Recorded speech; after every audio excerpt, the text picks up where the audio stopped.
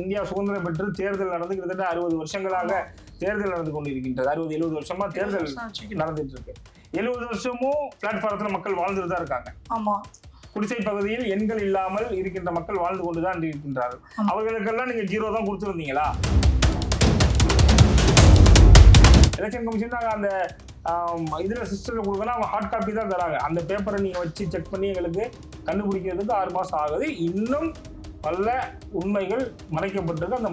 அந்த உண்மைகள் எல்லாத்தையுமே எங்களோட தலைவர் ராகுல் காந்தி அவர்கள் வந்து வெகு விரைவில் கொண்டு வந்து கொடுப்பாரு. அன்னைக்கு சொல்லியிருக்காரு தலைவர், இன்னும் ஆட்டம் பாம்பு இருக்கு.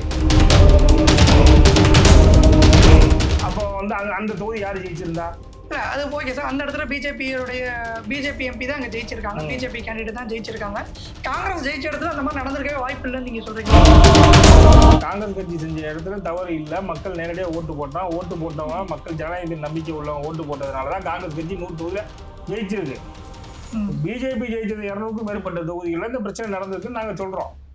ஓகே, இதை நாங்க திரும்பி போய் செக் பண்ணோம்.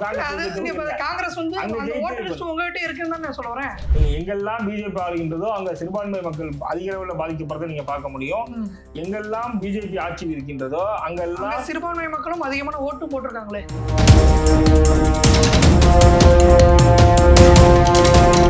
நேயர்களுக்கு வணக்கம். இன்னைக்கு நம்மளோட இணைஞ்சிருக்க சிறப்பு விருந்தினர் இளைஞர் காங்கிரசினுடைய தேசிய பொதுச் செயலாளர் லெனின் பிரசாத் இன்னைக்கு நம்மளோட இணைஞ்சிருக்காரு. அவர்கிட்ட கேட்டு பல விஷயங்கள், தேசிய அரசியலாக இருக்கட்டும், மாநில அரசியலாக இருக்கட்டும், இந்த மாதிரி பல விஷயங்கள் அவர்கிட்ட கேட்டு தெரிஞ்சுப்போம். வாங்க சார். வணக்கம். வணக்கம். எப்படி இருக்கீங்க சார்? நல்லா இருக்கேன். நீங்க நல்லா இருக்கீங்களா? நல்லா இருக்கேன் சார். இப்போ காங்கிரஸ் கட்சியில நீங்க பயணிச்சுட்டு இருக்கீங்க சார். காங்கிரஸுடைய வளர்ச்சி அப்படிங்கிறது கிட்டத்தட்ட எல்லா கட்சியினுடைய வளர்ச்சி அப்படிங்கிறது இன்க்ரீஸ் ஆகிட்டு சார். தேசிய கட்சியான பாஜகவாக இருக்கட்டும், இல்லை சின்ன சின்ன கட்சி, அதாவது விசிகாவாக இருக்கட்டும், இல்லை கம்யூனிஸ்டாக இருக்கட்டும், இந்த மாதிரி சின்ன சின்ன கட்சிகளுடைய வளர்ச்சிங்கிறது கொஞ்சமாவது இன்க்ரீஸ் ஆகிட்டே இருக்கு. ஆனால் காங்கிரஸுடைய வளர்ச்சி அப்படிங்கிறது இன்க்ரீஸ் ஆகிற மாதிரி தெரியல. அட்லீஸ்ட் அதே லெவலில் மெயின்டைன் ஆகுதாங்கிற மாதிரி அப்படியுமே தெரியல, டிக்ரீஸ் ஆகிற மாதிரி தெரியுது சார். இதை பற்றி உங்களுடைய கருத்து என்ன? முதல்ல இந்த புரிதலே தவறான புரிதல். எங்களோட பார்வையில உங்களோட அந்த டிக்ரீஸ்ன்றது நீங்க எதை வச்சு சொல்றீங்கன்னு எங்களால யூகிக்க முடியல. காங்கிரஸ் கட்சி இந்த தமிழகத்திலேயே 3வது பெரிய கட்சியாக இருக்கிறது. கிட்டத்தட்ட 60 ஆண்டு காலம் தமிழகத்தில் ஆட்சியில் இல்லாத போதும் கூட இன்றும் காங்கிரஸ் கட்சி மிக எழுச்சியாக. எந்த தொகுதியில சார் இது வரைக்கும் 3வது இடத்துல? எந்த தொகுதியில? தமிழ்நாட்டுல மொத்தம் 234 சட்டமன்ற தொகுதிகள் இருக்கு. அதுல 17 எம்எல்ஏக்கள் எங்கிட்ட இருக்காங்க. ஆமா. 39 பாராளுமன்ற தொகுதி இருக்கு. அதுல 9 பாராளுமன்றத்தோட உறுப்பினர்கள் காங்கிரஸ் கட்சியை சேர்ந்தவங்க இருக்காங்க. இந்த ரேஷியோ படி பாத்தீங்கன்னா தமிழ்நாடு நாங்க தான் 3வது பெரிய கட்சியா இருக்கு. கடைசியா நடந்த நாடாளுமன்ற தேர்தலில் பாத்தீங்க அப்படின்னா நாம் தமிழர் கட்சி வந்து 3வது இடத்துல பிடிச்சிருந்தது. அப்படிங்கிறது எப்படி எதை வச்சு சொல்ல முடியும் சொல்லுங்க? அவங்க 39 தேர்தலில் அவங்க தனியா 39 பார்லிமெண்ட்லயும் அவங்க தனியா போட்டி போடுறாங்க. ஆமா. நாங்க அப்படி இல்லை. நாங்க வந்து ஒரு இந்தியா கூட்டணி, ஒரு பெரிய கூட்டணியில நாங்க போட்டி போடுற போது நாங்க வந்து வெறும் 9 தொகுதியில போட்டி போடுறோம்.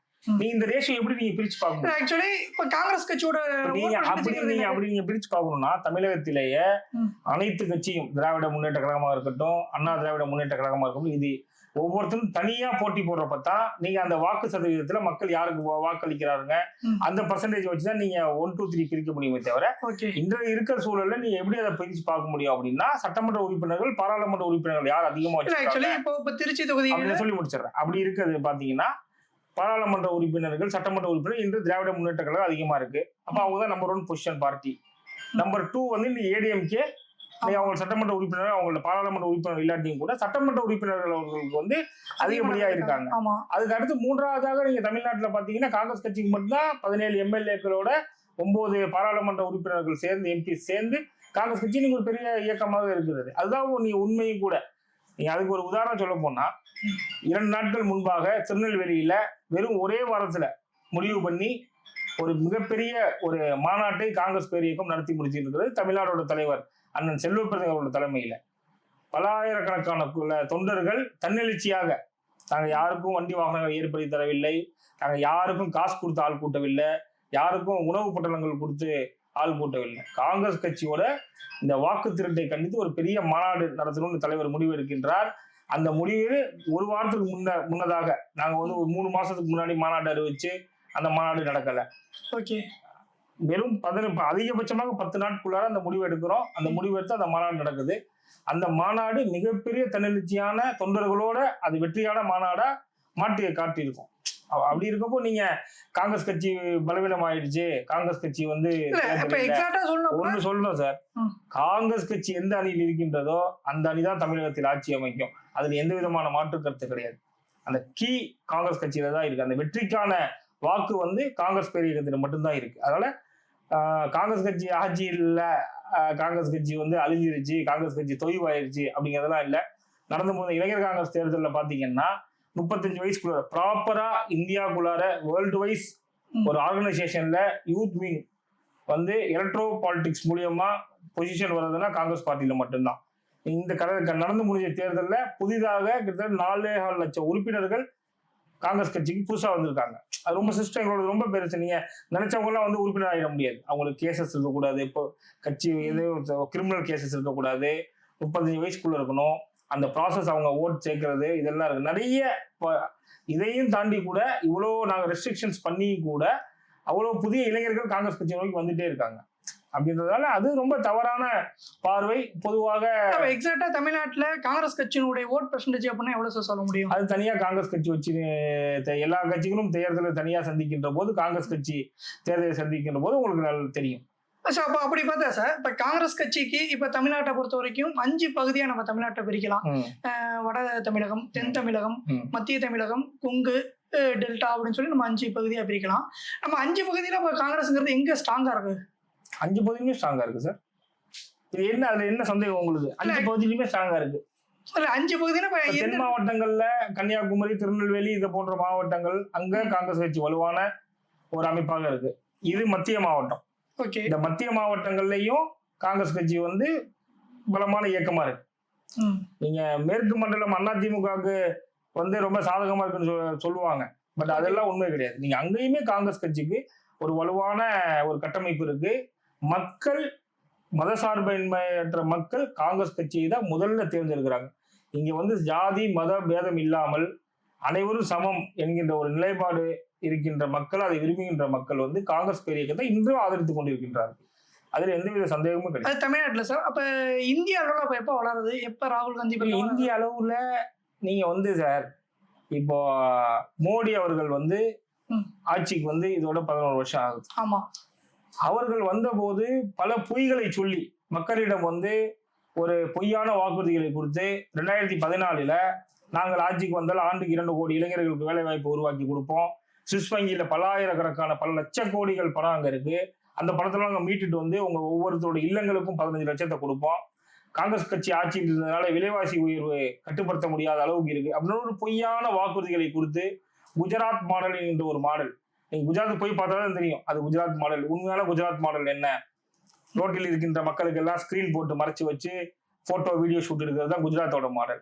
இந்த மாதிரி அவர் வந்து ஒரு பொய்யான வாக்குறுதிகளை கொடுத்து போலியாக மக்களை திசை திருப்பி இந்த ஆட்சியை பிடித்தவங்க இன்று வாக்கு திருட்டு முறையில இப்ப எல்லாரும் நினைச்சுக்கிட்டு இவிஎம்ல பிரச்சனை இருக்கு போல தேர்தல்ல அப்படின்னு நம்ம நினைச்சுக்கிட்டு இருந்த காலங்கள் போய் சேர்க்கிற வாக்காளர் அடிப்படையா கிரைம், அவங்களோட கிரைம் வந்து ரொம்ப மைனூட்டா ப்ரொஃபஷனலான ஒரு கிரிமினல்ஸ் எப்படி வந்து இதை ஹேண்டில் பண்ணுவாங்களோ அது போன்று அந்த வாக்குச்சீட்டு முறையிலிருந்து அங்கிருந்தே அவர்களுடைய அந்த கிரைம் ஆரம்பிச்சு இன்னைக்கு ஆட்சியில் இருக்காங்க. அப்படி இருக்குன்ற போது அந்த மாதிரி கிரைம் நடக்குது அப்படின்னா வாட்டி அவங்கள மக்கள் ஒரு தடவை இப்ப நீங்க சொன்ன மாதிரி பொய் வாக்குறுதியை கொடுத்து அவங்க ஆட்சிக்கு வந்திருக்கலாம். 2வது வாட்டி அதே மேபி அது மாதிரி வந்துருக்கலாம். அப்ப 3வது வாட்டி அவங்க ஆட்சிக்கு வந்திருக்காங்க. 3வது வாட்டி தான் அவங்க மக்கள் வந்து நம்புறாங்கன்ட்டு தானே அர்த்தம்? இல்ல அப்படி கிடையாது. நீங்க 3வது வாட்டி மக்களே இல்லையே, இல்லாத மக்கள் 0ல இருக்க VTN 0ல இருக்க மக்கள் ஓட்டு போட்டோன்னு சொல்றாங்க. அப்பா XYZ பேர் வச்சிருந்த அப்பாக்கள் ஓட்டு போட்டு ஆட்சிக்கு வந்திருக்காங்க. இப்போ என்னோட தந்தையின் பேர் மதிவாணன், மதிவானுடைய மகன் லெனின் பிரசாத் வாக்களித்தார் என்றால் அது ஜனநாயகத்துக்கான வாக்கு. XYZ என்கின்றவரோட அப்பா வந்து மகன் வந்து வாக்களித்தார் என்று ஒரு பொய்யான வாக்காளர்களை உருவாக்கி இன்று இந்தியாவே திரும்பி, ஏன் உலக நாடுகளே இந்தியாவை பார்த்து அச்சப்படுகின்ற ஒரு சூழலில் இந்த வாக்கு திருட்டு நடந்திருக்கு. இப்போ பீகார்ல பாத்தீங்கன்னா 65 லட்சம் வாக்காளர்களை இவங்களோட விருப்பத்திற்கு மாறாக அவர்களை வாக்காளர்கள் இல்லை என்று சொல்றாங்க. இதைதான் எங்களோட தலைவர் ராகுல் காந்தி அவர்கள் வந்து ரொம்ப தெளிவாக கண்டுபிடித்து மக்களிடத்திலே, மக்கள் மன்றத்திலே, ஊடகத்தின் வழியாக செய்தியாளர்களை சந்தித்து அவர்களிடம் ரொம்ப தெளிவாக அவர்கள் விளக்கி இருக்கின்றார். நீங்க பாத்தீங்கன்னா ஒரே வீடு, இப்ப இந்த வீடு இருக்கு அப்படின்னா இந்த வீட்டுல வந்து ஒரு 5 பேர் 8 பேர் 10 பேர் இருக்காங்க ஒரு குடும்பம் என்றால் அது யதார்த்தம். இந்த ஒரு வீட்டுக்குள்ளார 120 பேர் இருக்கணும் என்பது எப்படி யதார்த்தமாக இருக்க முடியும் என்பதை நீங்கள் எல்லாம் சிந்தித்து பார்க்க வேண்டும். இது அடிப்படையாக மக்கள் இன்னைக்கு புரிஞ்சுட்டு இருக்காங்க.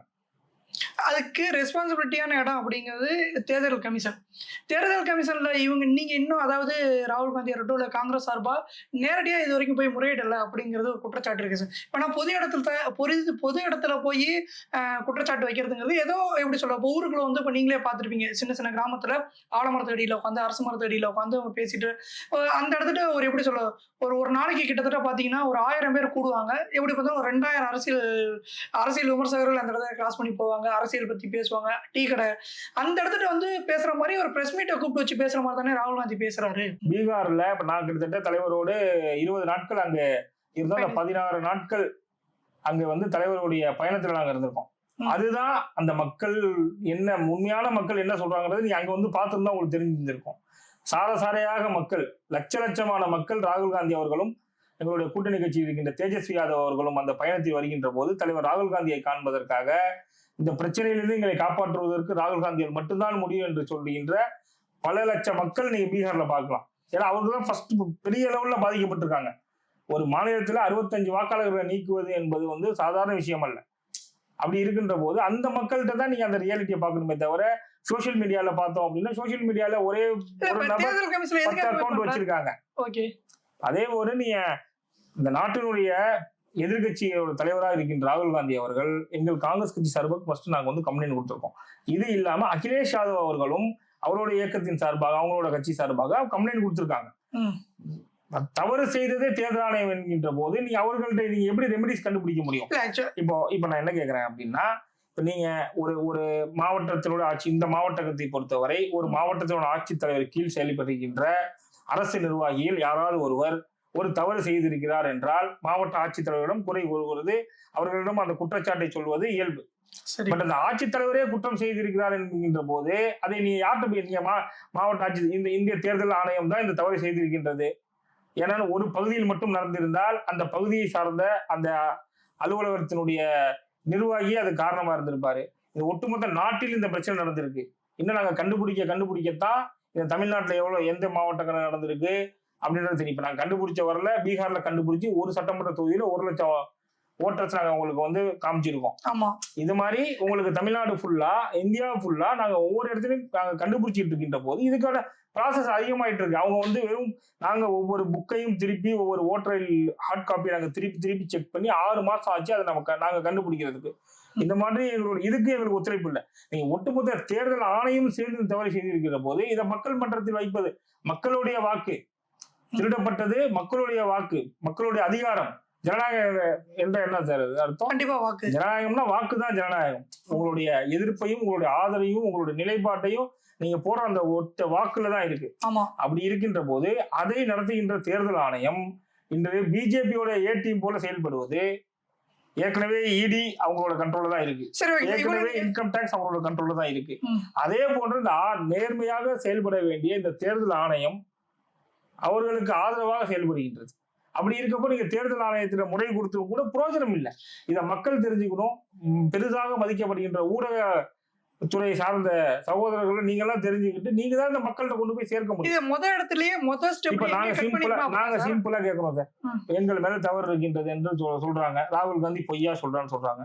ராகுல் காந்தி தலைவர் அவர்களோ காங்கிரஸ் கமிட்டி அலுவலகத்தில் வந்து அந்த ஓட்டர் ஐடியை ஓட்டரோட ஓட்டர் லிஸ்ட் அடிச்சு நாங்க கொண்டு வந்து கொடுக்கல. தேர்தல் ஆணையம் வெளியிட்ட ஓட் லிஸ்ட், அந்த ஓட் லிஸ்ட கொண்டு வந்து என்னங்க இந்த ஓட் லிஸ்ட்ல அப்பா பேர் XYZ இருக்கு, அவரோட இதே மாதிரி 25 பேத்துக்கு இதே அப்பா பேர் இருக்கு, 100 வீட்களுக்கு 0 என்று இருக்கு. இதுக்கு என்ன அர்த்தம்? அதுக்கு என்ன அர்த்தம் அப்படின்னா சார், ஆக்சுவலி இதை நீங்க அப்படின்னா எலெக்ஷனுக்கு முன்னாடி கிட்டத்தட்ட ஒரு 3 மாசத்துக்கு முன்னாடி இந்த எலெக்ஷனுக்கு முன்னாடி பேர் சேர்க்கறது நீக்கிறது இது எல்லாமே அப்ப தமிழ்நாட்டில் வந்து பொதுவாக எப்ப பண்ணுவாங்கன்னா ஜனவரி வாக்காளர் முகாம் நடத்துவாங்க, சிறப்பு முகாம் நடத்துவாங்க. அதை நடத்தி கிட்டத்தட்ட ஒரு மாசத்துல வாக்காளர் பட்டியல் வெளியே வரும். இந்த எல்லா பட்டியலும் பூத் ஏஜென்ட் கிட்ட கொடுத்துருப்பாங்க. எல்லா கட்சி பூத் ஏஜென்ட்டுமே கொடுத்துருப்பாங்க.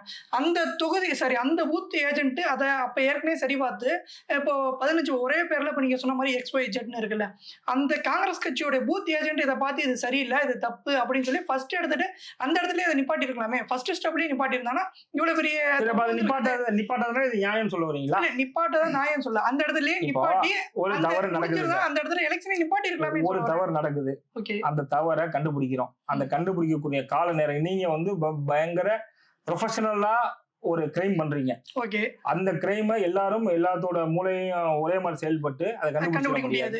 சரியா? நாங்க தான் சொல்றேன், ஒரு சட்டமன்ற தொகுதியில் நடந்த பிரச்சனையை கண்டுபிடிக்க எங்களுக்கு 6 மாசம் ஆகுது. அப்படி இருக்கப்போ இப்ப கண்டுபிடிச்ச நாங்க என்ன கேக்குறோம், நீங்க செஞ்சது தவறா இல்லையா? எலெக்ஷன் கமிஷன் தவறு செஞ்சிருக்கா செய்யலையா? உங்களோட நேர்மை இருக்கா இல்லையா? நேர்மை இருந்தா ஏன் இந்த பல ஆயிரக்கணக்கான நீங்க அவர் அந்த புது தேர்தல் ஆணையர் அவர் ஞானேஷ்குமார் அவர்கள் சொல்கின்ற போது இந்த மாதிரி பல வீடுகளுக்கு ரோட்டில் இருக்கார்கள், அவங்களுக்கு நாங்க வாக்குரிமை கொடுக்கின்றோம், அந்த வாக்குரிமை கொடுக்கிறவங்களுக்கு நாங்க 0ன்னு கொடுத்துருக்கோம். இப்ப கிட்டத்தட்ட இந்தியா சுதந்திரம் பெற்று தேர்தல் நடந்து கிட்டத்தட்ட 60 வருஷங்களாக தேர்தல் நடந்து கொண்டிருக்கின்றது. 60-70 வருஷமா தேர்தல் நடந்துட்டு இருக்கு. 70 வருஷமும் பிளாட்பாரத்துல மக்கள் வாழ்ந்துட்டு தான் இருக்காங்க. குடிசை பகுதியில் எண்கள் இல்லாமல் இருக்கின்ற மக்கள் வாழ்ந்து கொண்டுதான் இருக்கின்றார்கள்.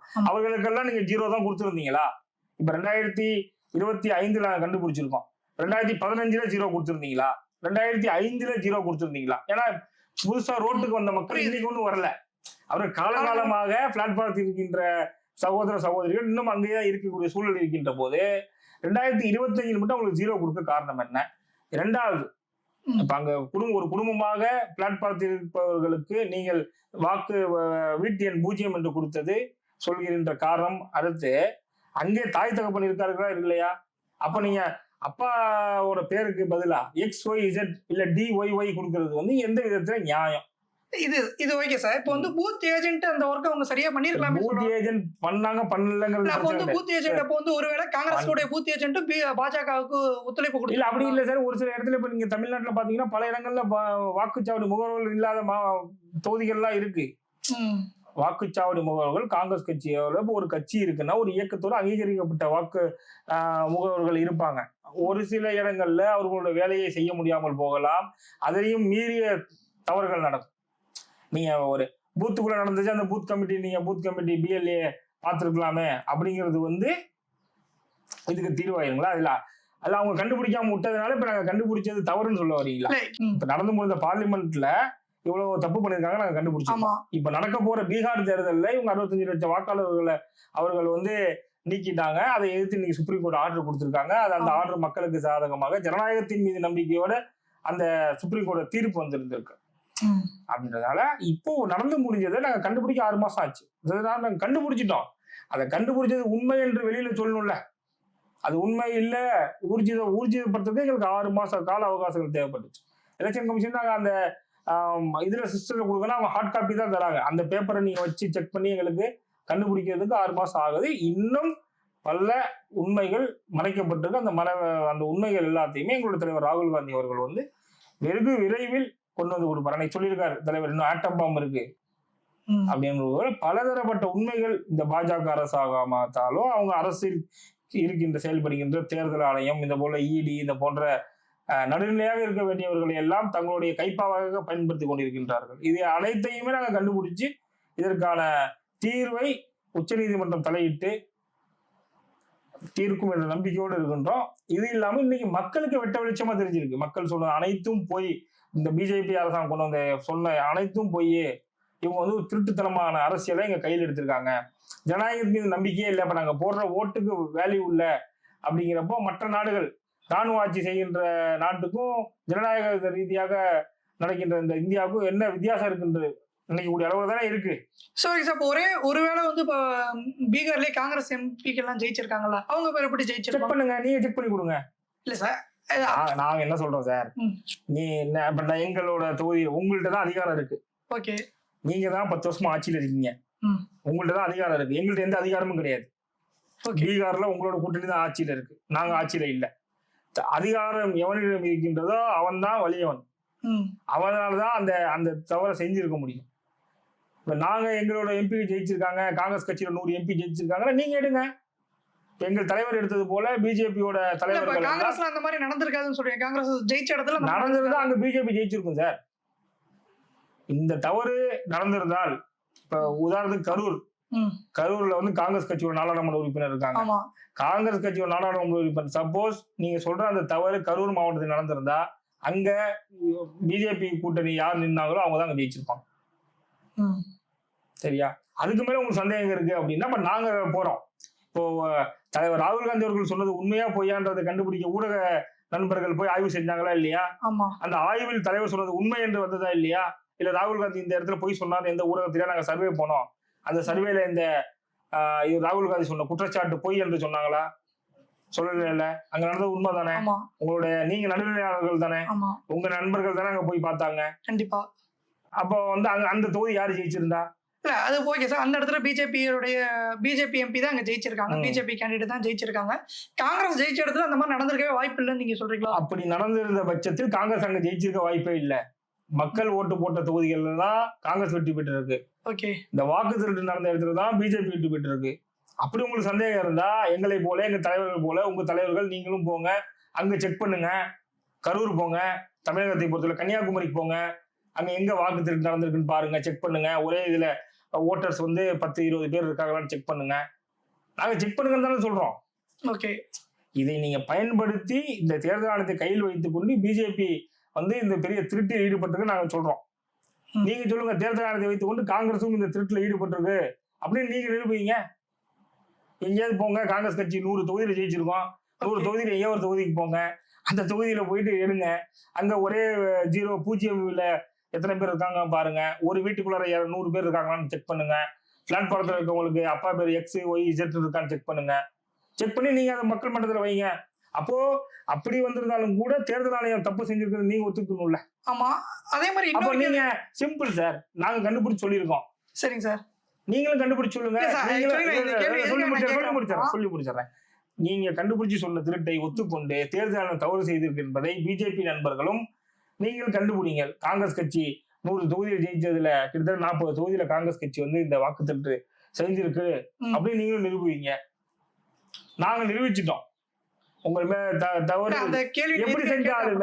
எப்படி செஞ்சாலுமே எலெக்ஷன் கமிஷன் பண்ண தப்பு. அது கரெக்ட் தான் சார். ஆக்சுவலி இப்ப அந்த கேள்வி நான் எதுக்காக கேட்டேன் அப்படின்னா, காங்கிரஸ் எம்பி ஜெயிச்ச இடத்துக்கிட்டே வந்து அப்படின்னா அந்த பூத் ஏஜென்ட் கிட்ட யாரெல்லாம் ஓட்டு போட்டாங்க அப்படின்னு சொல்லி அவங்க டிக் பண்ணி அந்த பேப்பர் எல்லாம் அவங்ககிட்ட இருக்கும், இந்த ஓட்டர் லிஸ்ட் அவங்ககிட்ட இருக்கும்.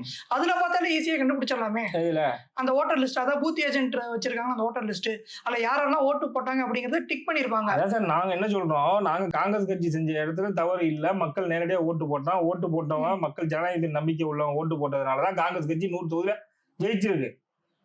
பிஜேபி ஜெயிச்சது 200க்கும் மேற்பட்ட தொகுதிகள்ல இந்த பிரச்சனை நடந்திருக்குன்னு நாங்க சொல்றோம்.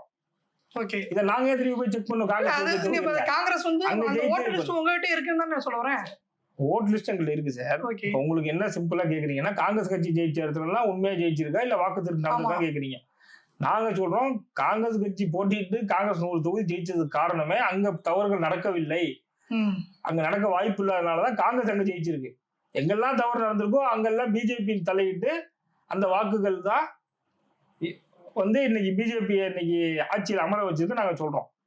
எங்க மேல சந்தேகம் நீங்க போய் செக் பண்ணுங்க. நாங்க எங்க மேல தப்பு இல்லைன்னு சொல்றோம். சரி, எங்கள் மேல் தவறு இல்லை, நாங்க நேர்மையா ஜெயிச்சிருக்கோம் நாங்க சொல்றோம். நீங்க ஜெயிச்ச இடத்துல ஓட்ட இருக்கு, நீங்க இந்த மாதிரி தவறெல்லாம் தேர்தல் ஆணையம் உங்களுக்கு சாதகமா செயல்பட்டு இருக்கு, தேர்தல் ஆணையத்தை கையில வச்சுட்டு நீங்க ஜெயிச்சிருக்கீங்கன்னு நாங்க குற்றச்சாட்டு வைக்கிறோம். இந்த குற்றச்சாட்டை நிரூபிக்க வேண்டியது உங்களோட கடமை ஒண்ணு. எங்கள் மேல நீங்க குற்றச்சாட்டு சுமத்துறீங்க என்றால் எங்களை போல நீங்களும் நாங்கள் வெற்றி பெற்ற தொகுதியில் போய் மக்களை சந்தித்து அங்க தவறு நடந்திருக்கா அந்த ஓட் லிஸ்ட் நீங்களும் செக் பண்ணுங்க. ஓகே, அதுதான் நாங்க சொல்றோம். சரி, ஓகே சார். ஆனா எப்படி வந்து நீங்கள் எங்கள் மீது குறை கண்டுபிடித்தாலும் ஒட்டுமொத்த தேர்தல் ஆணையம் வாக்கு திருட்டு செய்தது என்பது உண்மை என்று நிரூபித்து விடலாம்ல. அதே மாதிரி சார் இப்ப கடைசி இப்போ ஒரு 4 வருஷமா இப்ப தமிழகத்துல திமுக ஆட்சியில இருக்காங்க. எப்பயும் இருக்கிறத விட இந்த வருஷம் வந்து கிட்டத்தட்ட இப்ப இந்த ஆட்சி வந்ததுக்கு அப்புறம் திமுகவும் காங்கிரஸும் ரொம்ப நெருக்கமா இருக்க மாதிரி தெரியுது சார். அதுவும் குறிப்பா சொல்ல போனா இப்ப செல்வ பெருந்தகை வந்து இப்ப மாநில தலைவராக பொறுப்பேற்று ஒரு வருஷம் காலம் இப்ப முடிஞ்சிருச்சு. இப்ப அதுக்கப்புறம் ரொம்பவே இப்ப ஏன்னா திமுக மேல ஏதாவது குற்றச்சாட்டு வச்சா திமுக எம்எல்ஏக்களோ எம்பிக்களோ அமைச்சர்களோ வாய்ஸ் கொடுக்கறதுக்கு முன்னாடி எதிர்த்து பேசுறதுக்கு முன்னாடி செல்வ பெருந்தகை வந்து எதிர்த்து பேசுறாரு. அது எதனால? நாங்க வந்து இந்தியா கூட்டணி அப்படிங்கிற பாசிசத்துக்கு எதிரான மக்கள் ஜனநாயகத்தின் மீது ஜாதி மதத்துல வந்து நம்பிக்கை இல்லாம அனைவரும் ஒன்று என்று சொல்லக்கூடிய இந்தியா, அங்க இருக்கின்ற தலைவர்கள்லாம் சேர்ந்து இந்தியா கூட்டணியில இருக்கோம். தமிழகத்தை பொறுத்தவரை இந்தியா கூட்டணிக்கு தலைமை தாங்கிறது இந்த தமிழகத்தினுடைய மாண்புமிகு முதலமைச்சர் மரியாதைக்குரிய ஸ்டாலின் அவர்கள். நாங்க இங்க எங்களுடைய தலைவர் வந்து தமிழ்நாடு காங்கிரஸ் கமிட்டி தலைவரா இருக்கார். ஓகே. ஊடகத்துல வந்து ஒரு கேள்விகள் வரும்போது தலைவர் அவர்கள் அது பதில் சொல்றாரு. எங்களுடைய தலைவர் வந்து அது பதில் சொல்றாரு. பதில் சொல்றது எப்படி இருக்குன்னா சார், இப்ப விசிகாவுடைய தலைவர் என்ன சொல்றாருன்னா, ஒரு பிரஸ் மீட்ல கூட சொல்லியிருப்பாரு, இந்த கேள்வி எல்லாம் என்கிட்ட கேட்கறேன், நான் என்ன திமுக காரனான்னு சொல்லி அவரு கொஞ்சம் கோவப்பட்டதெல்லாம் நம்ம பார்த்திருப்போம். ஆனா இந்த மாதிரி விஷயங்கள் எதுவுமே ஒரு செல்வ பிறந்தகிட்ட நம்ம பார்த்ததே கிடையாது. அவர் திருமாவளவன் அவர்களை தனிநபர் தாக்குதலாக ஒருத்தர் தாக்குகின்ற போது அவர் வந்து அதுக்கு எக்ஸ்போஸ் பண்ணி பதில் சொல்றாரு. ஓகே சார், நாங்க வந்து தமிழ்நாட்டில் ஒன்று நல்லா புரிஞ்சுங்க, நாங்க கூட்டணியில் இருக்கோம். இந்த கூட்டணி என்பது மதசார்பன்மை அட்ட கூட்டணி. இங்க வந்து பாசிசம் வளர்ந்து விடக்கூடாது. இங்க இருக்கின்ற சிறுபான்மை மக்களுக்கு பாதுகாப்பு வேணும், இங்க இருக்கின்ற ஒடுக்கப்பட்ட மக்களுக்கு பாதுகாப்பு வேணும். ஏன்னா நீங்க எங்கெல்லாம் பிஜேபி ஆளுகின்றதோ அங்க சிறுபான்மை மக்கள் அதிக அளவில் பாதிக்கப்படுறதை நீங்க பார்க்க முடியும். எங்கெல்லாம் பிஜேபி ஆட்சியில் இருக்கின்றதோ அங்கெல்லாம் சிறுபான்மை மக்களும் அதிகமான ஓட்டும் போட்டிருக்காங்களே. சொல்லி முடிச்சிடுறேன். அங்கெல்லாம் ஒடுக்கப்பட்ட மக்களும் பாதிக்கின்ற சம்பவங்கள் நடக்கு. அந்த மாதிரி ஒரு சூழல் வட இந்தியாவில் நடந்த அந்த சூழல் இன்னைக்கு அந்த மக்கள் தெரிஞ்சுக்கிட்டே வராங்க. 400 சீட்ல ஜெயிப்பேன்னு சொன்னவர் இன்னைக்கு 230 சீட் ஜெயிச்சிருக்காரு. அது காரணம் அதுதான்.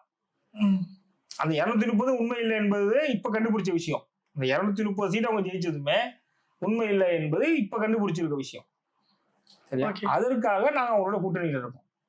எங்களை பொறுத்தவரை எங்களுக்கு காங்கிரஸ் கட்சியை வளர்ப்பதற்காக தான் எங்களுடைய தலைவர் செல்வப்பிரசாத் அவர்கள் அவர் பதவியேற்ற நாள் முதல் தொடர்ந்து சுற்றுப்பயணத்தில் இருக்கார். இன்று அதில் வந்து எங்களுக்கு வந்து கிராம கமிட்டி அமைக்க வேண்டும் என்று சொல்லி 3 லட்சம் புதிய நிர்வாகிகளை காங்கிரஸ் பேரியக்கத்துக்கு ஐடி கார்டோட, சும்மா பேப்பர்ல வச்சு எழுதி உறுப்பினர் சேர்க்கிறதோ இல்ல பேப்பர்ல எழுதி ஓட்டர் லிஸ்ட்ல பார்த்து ஓட்டர் ஐடி நம்பர் எழுதி கொடுக்கறதெல்லாம் கிடையாது. ப்ராப்பரா அவங்களோட போட்டோ, போன் நம்பர், எந்த பூத்தோட எந்த கிளையோட நிர்வாகி அவங்க வில்லேஜ் கமிட்டிக்கு அப்படின்னு அவங்களுக்கு ஐடி கார்டு கொடுத்து 3 லட்சம் புதிய நிர்வாகிகளை காங்கிரஸ் இந்தியாவில் தமிழ்நாட்டில் அவர் செல்வப்பிரசாத் தலைவர் அவர்கள் எடுத்த அந்த முன்னெடுப்பு வந்து இன்று 3 லட்சம் புதிய கிளை நிர்வாகிகள் உருவாகி இருக்காங்க காங்கிரஸ் கட்சி. தொடர்ந்து பொதுக்கூட்டங்கள், தொடர்ந்து சுற்றுப்பயணம், அதோட வெளிப்பாடு தான் மாநாடு. காங்கிரஸ் கட்சியை தமிழகத்தில் காங்கிரஸ் பேரியக்கத்தை வளர்க்க வேண்டும் என்பதற்காக தான் தமிழ்நாடு காங்கிரஸ் கமிட்டி தலைவர்கள் தொடர்ந்து பாடுபட்டு கொண்டிருக்கின்றார். நீங்க சம்பந்தம் இல்லாம ஆதாரப்பட்ட குற்றச்சாட்டுகள் வருகின்ற போது அவர் எங்கேயாவது அவர் ஒரு தலைவராக இருக்கின்றார். இப்போ திமுகவில் 35 மந்திரி இருக்காங்கன்னா 35 மந்திரியை டெய்லி பிரஸ் பாக்குறது கிடையாது. ஆமா.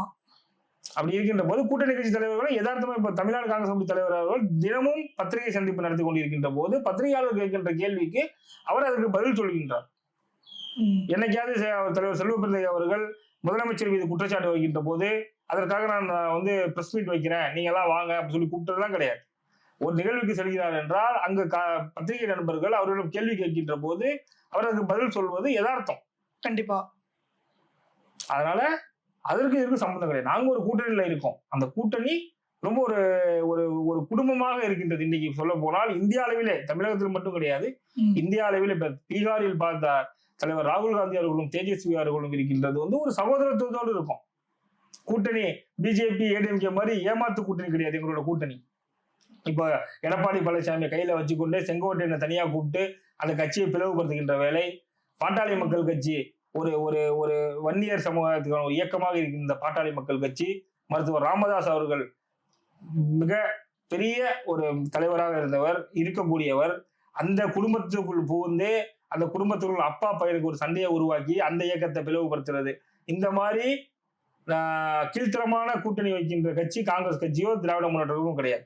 எங்களை பொறுத்தவரையில இந்த மக்களுக்கு நல்லது செய்ய வேண்டும். இந்த மக்களை வந்து ஆதிக்க சக்திகள் வந்து ஏமாற்றி விடக்கூடாது.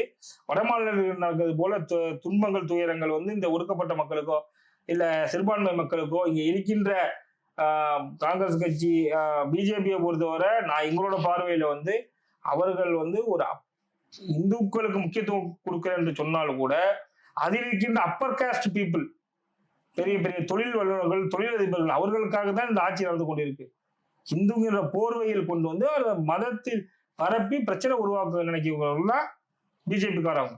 ஓகே, சரியா? அந்த மாதிரி காங்கிரஸ் கட்சியிலேயோ திராவிட முன்னேற்ற கழகங்களையோ கம்யூனிஸ்ட் இயக்கங்களோ விடுதலை சிறுத்தைகளோ இந்த மாதிரி எல்லாம் இல்லாமல் மக்களுக்காக நேரடியாக களத்தில் நின்று உழைக்கின்ற இந்த இயக்கங்கள் எல்லாம் இன்று ஒன்றாக இருக்கின்றோம். இதை பிடிக்காதவர்கள், இதை எப்படியாவது கூட்டணி பிளவுபடுத்த வேண்டும் நினைப்பவர்கள் எல்லாம் இந்த மாதிரி ஏதாவது அவங்களுக்கு என்ன தோன்றோ அதெல்லாம் பேசிட்டு இருக்காங்க. இப்ப இன்னைக்கு செங்கோட்டையன் போய் பார்த்தது கூட இன்னைக்கு ஒரு பதில் சொல்லியிருக்காங்க. எடப்பாடி பழனிசாமி மிரட்டி கூட்டணியில் வைத்துக் கொள்வது, அதிமுக பிளவுபடுத்துகிற வேளையில் அதிமுக வந்து வெளியே போன டிடிவியை கொஞ்ச நாட்கள் தன்னோட கூட்டணியில் வைத்துக் கொண்டிருந்தார்கள். இப்போது அதில் இருந்த செங்கோட்டையன் அவர்களை பிரித்து நடுவில் எடப்பாடிக்கே தெரியாம வேலுமணியும் தங்கமணி அவர்களும் டெல்லி போன சம்பவம்லாம் நம்ம பார்த்துருப்போம். இந்த மாதிரி வந்து கீழ்த்தரமான அரசியலை ஒரு காலத்திலும் காங்கிரஸ் கட்சியோ திராவிட முன்னேற்ற கழகமோ இது அதன் கூட்டணி கட்சிகளோ செய்தது கிடையாது. இதை பர்பஸ்ஃபுல்லா செய்யறது பிஜேபி. அதனால எங்கள் தலைவர் காங்கிரஸ் பேரியக்கத்தை தமிழகத்தில் வளர்க்க வேண்டும் என்பது ரொம்ப முனைப்போடு செயல்படுகின்றார். அதை நோக்கி எங்களோட பயணம் தொடர்ந்து கொண்டேதான் இருக்கின்றது. அதே மாதிரி சார் இப்போ 4 வருஷமா இப்போ திமுக ஆட்சி தமிழகத்தில் இருக்கு. தொடர்ந்து பட்டியலின மக்களுக்கான வன்புணர்வு, அதாவது எடுத்துக்கிட்டு சொல்ல போனா வெங்காயவில் விஷயமா இருக்கட்டும், மேல்பாதி விஷயமா இருக்கட்டும், தொடர்ந்து பல சம்பவங்கள் நம்ம சொல்லலாம். ஆனா அந்த மாதிரி எந்த சம்பவங்களுக்கும் காங்கிரஸ் கூட்டணியில இருக்கு அப்படிங்கிறதுக்காக பெரிய அளவுல குரல் கொடுக்கலையோ? வெங்கை வயல் பிரச்சனையை பொறுத்தவரையில் எங்களுடைய தலைவர் செல்வ பிறந்தகை அவர்கள் நேரடியாக அந்த பகுதியில் சென்று அங்க என்ன நடந்தது ஆய்வு செய்து மக்களை சந்தித்து தீர்வு என்ன சார் கிடைச்சது? தீர்வு சிபிசிஐடி என்கொயரி போயிட்டு இருக்கு, விசாரிச்சுட்டு இருக்காங்க. அந்த விசாரணைக்காக நாங்களும் காத்து கொண்டு இருக்கின்றோம். அந்த விசாரணைக்காக நாங்களும் காத்து கொண்டு இருக்கின்றோம். அதுல உண்மைத்தன்மை தெரிய வேண்டும். ஏன்னா எப்போதுமே ஒரு குற்றவாளி தண்டிக்கப்பட வேண்டியது எவ்வளவு வந்து நியாயமோ அதே போன்று ஒரு நிரபராதி கூட தண்டித்து விடக்கூடாது என்பதிலையும் நம்ம ரொம்ப கவனமா இருக்கணும். அப்படிங்கிறது ரொம்ப சென்சிட்டிவான விஷயம். அந்த சென்சிட்டிவான விஷயத்துல அவங்க பெர்ஃபெக்டா யாரு குற்றவாளி அப்படின்னு கண்டுபிடிக்கின்றதுக்காகத்தான் நாங்களும் வெயிட் பண்ணிட்டு இருக்கோம். இன்று திருநெல்வேலியில் நடந்த கவினோட படுகொலையா இருக்கட்டும், அதில் இந்த தீர்வு காணப்பட்டிருக்கின்றது. அவர்களோட குற்றவாளியாக சேர்க்கப்பட்டிருக்கின்றார்கள். அவர்களோட தந்தை அவர்கள் குடும்பத்தார் என்ன கோரிக்கை வச்சாங்களோ அந்த கோரிக்கையை வந்து இன்னைக்கு பரிசீலனையில இருக்கு. அவங்க அரெஸ்ட் பண்ண சொல்லி எஃப்ஐஆர் போட சொல்லுவாங்க, எஃப்ஐஆர் போட்டிருக்கு. ஸோ அந்த அதனால ஒடுக்கப்பட்ட மக்கள் மீது ஒடுக்கப்பட்ட மக்கள் மீது பொதுவாகவே சார் நாங்க கவர்மெண்ட்டுக்காக சொல்ல, நானும் அந்த சமூகத்திலிருந்து வந்தவன் தான். 2000 ஆண்டுகளாக தொடர்ந்து இப்படி ஒரு ஆதிக்க சக்திகள் தொடர்ந்து இந்த வன்மத்தை கக்கிக் கொண்டே இருக்கின்றார். அதை தடுப்பதற்காகவும் அதை முறியடிப்பதற்காக தொடர்ந்து முயற்சி நடந்து கொண்டேதான் இருக்கின்றது. இது வந்து இவங்க ஆட்சிக்கு வந்தா அவங்க ஆட்சிக்கு வந்தா அப்படிங்கிறதெல்லாம் கிடையாது. யார் ஆட்சிக்கு வந்தாலும் ஒடுக்கப்பட்ட சமூகத்தின் மீதான அந்த துன்புறுத்தல்களும் அவர்கள் மீதான தாக்குதல்களும் தொடர்ந்து நடந்து கொண்டே இருக்கின்றது. அது படிப்படியாக 2000 ஆண்டுகளான பிரச்சனை. அந்த பிரச்சனைக்கு தீர்வு வரணும். நாங்களும் தொடர்ந்து இல்ல இது ஒடுக்கப்பட்ட மக்களுக்கான இப்ப அரசுக்கு எதிரான கேட்கறது இல்ல.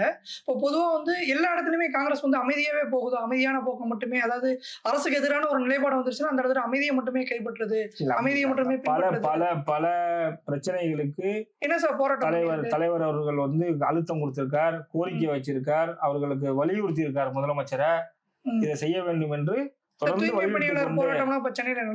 தலைவர் போனாங்க, அவங்களுக்கு ஆதரவு கொடுத்தாங்க. திருப்பி அது சம்பந்தமா அவங்க தலைவர் அவங்கள்ட்ட நேரடியா பேசியிருக்காங்க. நீங்க தூய்மை பணியாளர்களுக்கு வெளியில நீங்க இந்த பிரச்சனைகள் எல்லாம் பாக்குறீங்க. அந்த தூய்மை பணியாளர்கள் வேலை விசைவாயு தாக்கி இறந்தவர்களுக்கு கிட்டத்தட்ட 280 வெஹிக்கிள் வாங்கி கொடுத்தது காங்கிரஸ் கட்சியை சேர்ந்த எங்களுடைய தமிழ்நாடு காங்கிரஸ் கமிட்டி தலைவர் செல்வ பிறந்தகை அவர்கள். அந்த திட்டத்தை முன்னெடுத்தது, அதை செயல் வடிவத்துக்கு கொண்டு வந்தது, அதை செயல் வடிவம் கொண்டு வந்தது மாண்புமிகு முதலமைச்சர் அவர்கள். ஆனா இப்படி ஒரு திட்டம் இருக்கு, மனித கழிவுகளை மனிதனே அகற்றுவது என்பது கொடுமையா இருக்கு, அதுக்கு ஒரு வாகனத்தை வாங்க வேண்டும், அந்த மக்களுக்கு கொடுக்க வேண்டும் என்று சொல்லி இந்த ஒரு திட்டத்தை கொண்டு வந்தது வந்து எங்களுடைய தலைவர் செல்வ பிறந்தகை அவர்கள். ஸோ நாங்க வந்து பாதிக்கப்பட்டவர்கள் பக்கம் எப்போதுமே காங்கிரஸ் கட்சி நாங்க ரொம்ப அவர்கள் பின்னால்தான் நிற்கின்றோம். அவர்களுக்காக பாதுகாவலராக தொடர்ந்து நின்றுட்டு இருக்கோம். சும்மா வெறும் அரசியலுக்காக பார்ப்பதல்ல. இந்த திட்டத்துக்கு யாரும் உரிமை கொண்டாட முடியாது. இதை கொண்டு வந்து தமிழ்நாடு கவர்மெண்ட், அதை கொண்டு வந்து ப்ரொபோசல் கொடுத்தது எங்களுடைய டிஎன்சிசி பிரசிடென்ட். அதுதான் உண்மையான தீர்வு. அந்த வேலையை அவன் செய்யக்கூடாது, நாங்கள் தான் இந்த வேலையை செய்யணுமா, இது அனைவரும் செய்யட்டும், இல்ல ஒரு மிஷின் செய்யட்டும், புரியுது அப்படின்றதுதான் எங்களோட பார்வை. இப்ப நாங்க என்ன கேட்கிறோம், இப்போ தூய்மை பணியாளர்கள் ஒரு குறிப்பிட்ட சமூகம் மட்டும்தான் அந்த வேலையை செய்ய வேண்டும் என்று நீங்க ஒரு வரைவு எழுதி வச்சுக்கிட்டு எங்களுக்கு அந்த வேலையிலே கொடுங்க அப்படின்றது மட்டும் எந்த விதத்துல நியாயம்? நீங்க ஜாதிய ஒடுக்குமுறை, ஜாதியை வந்து நாங்க அந்த சாதியை கட்டுப்பாட்டை நாங்க வெளியே வரோம் அப்படின்னா மழை அள்ளணும், கடைசி வரலாம் அந்த சமுதாயத்தை சார்ந்தவர் தான் மழை அள்ள வேண்டும், மூலம் அடிக்கிறவங்க அப்படின்றா இல்ல. அது அப்படின்னு இருக்கிற அந்த சித்தாந்தம் மாறட்டுமே. இல்ல அது கண்டிப்பா மாறும். நீங்க அவங்களுக்கு நீங்க அரசு வேலை சொல்றோம், ஆமா, அந்த அரசு வேலைக்கு எல்லாரும் அப்ளை பண்ணுங்க. அது யார் ரெடியா இருக்கா? நீங்க பிஇ படிச்சவங்க கிளார்க் வேலைக்கு ரெடியா இருக்கீங்க, எம்இ முடிச்சவங்க ரேஷன் கடையில வேலைக்கு ரெடியா இருக்கீங்க. ஏன்? கவர்மெண்ட் வேலைன்றதுக்காக. உங்களோட படிப்பை நீங்க பார்க்கல. ஆமா எம்இ முடிச்சவங்க 8000 சம்பளத்துக்கு நீங்க சத்துணவு வேலைக்கு வந்து ரெடியா இருக்காங்களா இல்லையா? கண்டிப்பா. இன்னைக்கு தமிழகத்தில் பல லட்சம் விண்ணப்பங்கள் போடுறாங்களா இல்லையா? ஆமா பிஇ முடிச்சவங்க வந்து அப்ளை பண்றாங்களா இப்ப இல்லையா? யார் சார் தடுத்தாங்க? மற்ற மக்கள் போட வேணாம்னு சொல்லி சார், யார் அது தடுத்தாங்க? தனிநபர் அதை யாரும் தடுக்கலாம் முடியாது சார். அந்த எண்ணங்கள் மனசுக்கு மாற வேண்டும். ஒவ்வொருத்தர் மனசுல அது இருக்குன்னு சொல்ல வரோம். ஒவ்வொருத்தரோட எண்ணங்கள் அது இருக்கு. இந்த வேலைக்கு போய் நம்ம போகணுமா? அதுக்கு அவங்களே அப்ளை பண்ணி போட்டுப்பாங்க. ரேஷன் கடை படிச்ச படிப்பு இருக்கு, கல்வி தகுதி அடிப்படையா இருக்கிறதுல நம்ம அதை விட்டு நம்ம இறங்கி போய் அப்ளை பண்றோமே மக்கள் நினைக்கிறது இல்ல. புரியுது. சரியா? ஆனா கவர்மெண்ட் வேலை நம்ம அதுல போறதுக்கு ரெடியா இருக்கோம். இங்க நீங்க 40,000 சம்பளம் கொடுத்தாலும் இந்த வேலை செய்யறதுக்கு யாரும் ரெடியா இல்ல. அது மாறணும்ல. நீங்க ஜாதி இல்லாத ஒரு ஊர் வருது, சாதி இல்லாம நாங்க இதா இருக்கோம் அப்படின்னா அதுல எல்லாரும் வரணும்ல. கண்டிப்பா. அதுல யாரும் வர்றதுக்கு ரெடியா இல்லையா? அதுல இந்த சமுதாயத்தை சார்ந்தவங்க மட்டும்தான் தொடர்ந்து அதுல பாதிக்கப்படுறது, அதுல போறது. அவன் குடிக்கிறான் அப்படின்னா அந்த நீங்க ட்ரைனேஜுக்குள்ள போகணும்னா அது திறந்தோன்னா அது அவன் குடிச்சாதான் அதுக்குள்ளேயே போக முடியும். அவன் குடும்பம் எல்லாம் பாதிக்கப்படுது. சார், இதுக்கு ஒரு மாற்று சிந்தனை கொண்டு வந்தது யாரு? இன்னைக்கு இருக்க முதலமைச்சரும் அதுக்கு ப்ரொபோசல் கொடுத்த எங்களுடைய தமிழ்நாடு தலைவரும் தானே. இன்னைக்கு 250 வண்டி போட்டிருக்காங்க. இது சக்சஸ்ஃபுல் ப்ராஜெக்ட்னா இன்னைக்கு இல்ல, இன்னொரு 5 வருஷம் கழிச்சு அந்த தொழிலுக்கு யாரும் போக மாட்டாங்கல்ல. போக வேண்டிய அவசியம் இருக்காது. அது மிஷின் செய்யுது. ஸோ இறுதியான கேள்வி நான் என்ன கேட்கலாம் அப்படின்னு நினைக்கிறேன் சார். காங்கிரஸ் தமிழகத்துல எப்ப சார் ஆட்சிக்கு வரும்? பெருந்தலைவர் காமராஜர் அவர்களுடைய ஆட்சி தமிழகத்தில் மீண்டும் மலர வேண்டும் என்பது நான் மட்டுமல்ல, என்னை போன்ற ஒவ்வொரு காங்கிரஸ் கட்சிக்குரிய தொண்டனுடைய சாதாரண குடிமகனுடைய எண்ணம் அதுதான். ஆமா, நாங்க வந்து நாங்க அதுக்குரிய ஆயுத்தம் தயாராகி கொண்டே இருக்கின்றோம். எடுத்தோன்னே இன்னைக்கு தேர்தலில் போய் நின்று காங்கிரஸ் கட்சி ஆட்சிக்கு வந்துருமானா வராது. நடைமுறை சாத்தியம் இல்லை. இன்னைக்கு எங்களுக்கு அவ்வளவு வாக்கு வங்கி இல்லை. எங்களுக்கு வாக்கு வங்கி இருக்கு, அது வெற்றிக்கான வாக்கு வங்கியா இருக்கானா இல்ல. அதுக்குரிய கால சூழல் இன்னைக்கு வந்து காங்கிரஸ் கட்சி காமராஜர் ஆட்சி அமைக்கும் என்பது எந்த அளவுக்கு முக்கியமோ அதே அளவு முக்கியம் தமிழகத்திலே பாசிச சக்திகள் வந்து கால் ஊன்றக்கூடாது என்பது. ரெண்டுமே முக்கியம். காங்கிரஸ் கட்சியாக ஒரு தொண்டனாக காங்கிரஸ் கட்சி ஆட்சிக்கு வரணும், காமராஜர் அவர்களுடைய ஆட்சி மீண்டும் காங்கிரஸ் தலைமையிலான ஆட்சி தமிழகத்தில் அமையும் என்பது எனக்கு மட்டுமல்ல, எங்கள் கட்சியில் இருக்க எல்லா தலைவர்களுக்கும் உண்டு. பல கூட்டங்களை எங்களுடைய தலைவர் செல்வப்பிரதி அவர்கள் சொல்லியிருக்கின்றார். நாம் எத்தனை நாட்கள் தான் இப்படியே இருப்பது, நாம் பிரித்து தர வேண்டாமா, கேட்கின்ற இடத்தில் நாம் இருக்கின்றோம், குறுக்கின்ற இடத்துக்கு நாம் எப்ப வரப்போகின்றோம் என்று பல கூட்டங்களில் தலைவர் பேசியிருக்காரு. இப்ப சமீபத்துல கூட எல்லா இடத்துலயும் கூட பேசியிருந்தாரு. எல்லாரும் பேசியிருப்பாங்க. 125 தொகுதி கேட்டிருக்காரு. கிறிஸ்டோபர் சார் கேட்கல, எங்களுடைய கிரீஷ் சார் வந்திருந்தாரு, எங்களுடைய மேலிட பார்வையாளர் வந்திருந்தாரு, அவரு பேசியிருக்காரு. எல்லாத்தோட எண்ணம் அதுதானே சார். அதுக்குரிய 125 தொகுதி இப்ப கேட்க அது வந்து எங்களுடைய தலைமை தான் முடிவெடுக்கும். எங்களுடைய ஏஐசிசி அகில இந்திய காங்கிரஸ் கமிட்டியும் கூட்டணி கட்சி இங்க தமிழகத்தில் நாங்கள் யாரோட கூட்டணி வைக்கின்றோமோ அவர்கள் பேச வேண்டியது. ஒரு தொண்டனாக எங்களுடைய எண்ணம், எனக்கு மட்டும் இல்ல, காங்கிரஸ் கட்சியை சேர்ந்த எல்லாத்துக்கும் எண்ணம் காங்கிரஸ் கட்சி ஆட்சி இருக்கணும் என்பதுதான் அவங்களோட எண்ணம். அதுக்காக தான் நாங்கள் அரசியல்ல இருக்கோம். பொது வாழ்க்கையில வந்து இன்னொருத்தர் ஆட்சியில் இருப்பதற்காக இல்லை.